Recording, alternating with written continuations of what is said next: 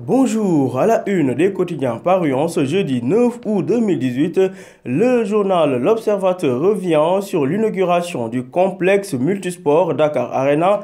Phénoménal, titre l'Obs qui nous apprend que le président offre à la jeunesse un complexe multisport flambant neuf et donne rendez-vous en 2020 pour l'inauguration d'un stade de football de 50 000 places. Toujours à la une de l'Obs, entretien exclusif avec Maître Mbaye Gueye, le bâtonnier cogne fort, titre l'Obs. Maître Mbaye Gueye qui s'est prononcé sur l'affaire Cheikh Béthio Thioune, le cas Imam Ndao, les problèmes de la justice, le dossier Cheikh Bamba Dièye ainsi que la criminalisation de la drogue. À la une de l'Observateur, nous y restons pour nous plonger cette fois-ci dans l'univers des femmes en détresse persécutées. Chez moi, j'ai pensé au suicide, confie l'une d'entre elles aux pages 10 et 11 de l'Obs. Cette fois-ci, nous parlons du gouvernement, manque de solidarité. Le gouvernement à couteau tiré, titre l'Observateur. Mes confrères de l'Obs qui reviennent sur ces 1001 faiblesses du régime Sall. Le gouvernement de Dionne est en proie à des querelles internes entre ministres de la République, remettant ainsi en cause l'autorité du président Macky Sall et portant un sacré coup à l'efficacité et l'efficience du régime apériste, confie l'Observateur à sa page 5. À la une du journal Les Échos, le président de la République sûr de sa victoire en 2019, Macky donne rendez-vous en 2020 pour un stade de foot de 50 000 places.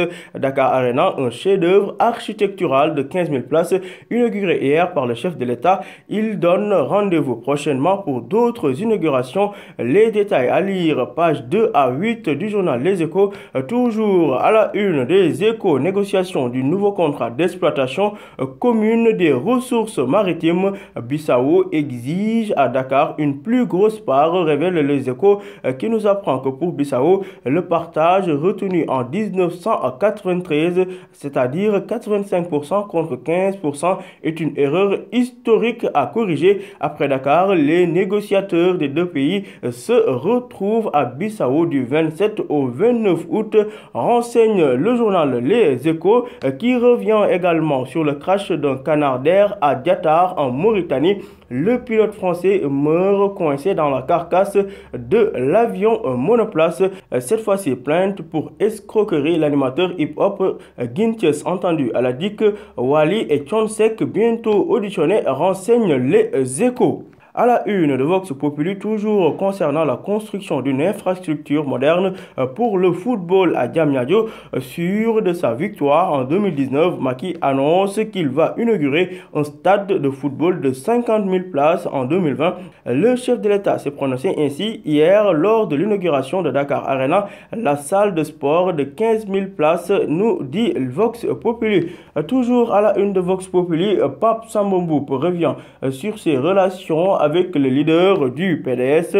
Ma séparation avec Wade m'a beaucoup bouleversé, confie Pape Samba Mboup qui renchérit. Nous avons fait le serment, Farba et moi, de rester auprès de Wade et que seul l'amour pouvait nous séparer. J'ai décidé de ne plus parler de Karim Wade à condition que ses alliés ne m'attaquent pas, renchérit Pape Samba Mboup, qui déclare également que Macky avait convoqué Karim à l'Assemblée pour qu'il vienne se laver à grandes eaux.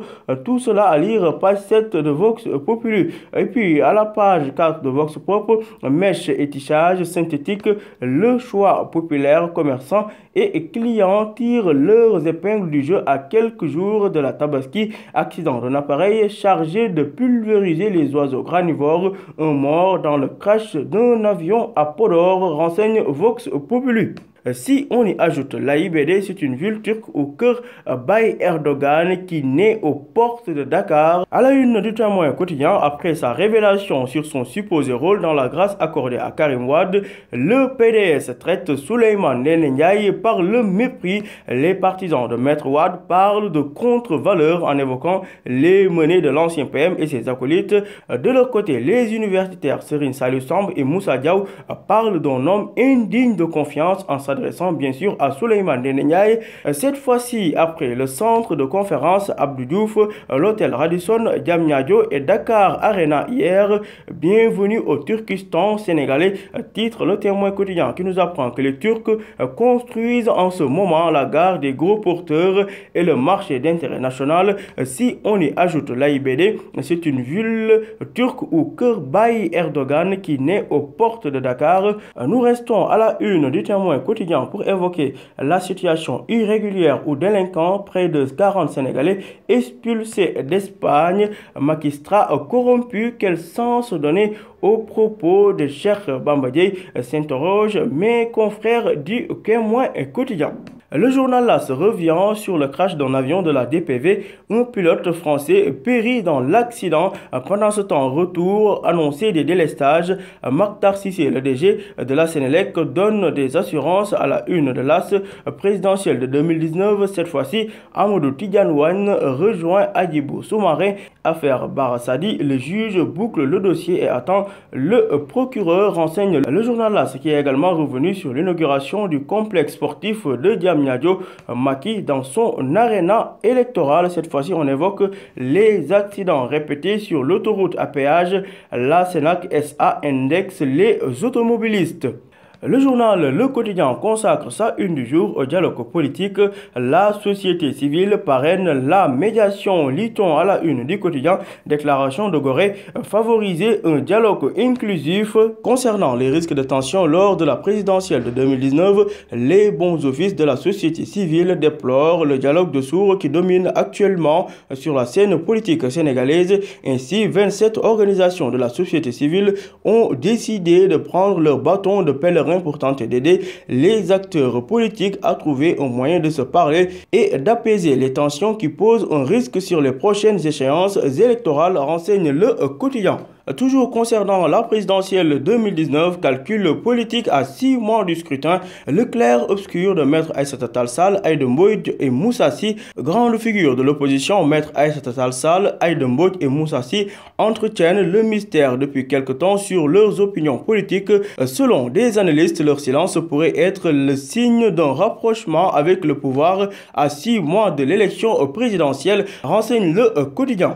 Nous terminons avec du sport. Stade Le Quotidien du sport revient sur l'inauguration de Dakar Arena de Diamniadio. Macky promet un stade de foot en 2020. D'autre part, 3e saison à Everton. Baye Oumar Niasse prêt à rugir son nouveau coach Marco Silva de dire il est différent des autres attaquants. Kepa à Chelsea, Courtois au Real de Madrid. Le journal Stade qui évoque également le cas de Pape Seydou Ndiaye. Pape Seydou quitte Jaraaf pour Génération Foot, renseigne Stade. À vos journaux et bonne lecture.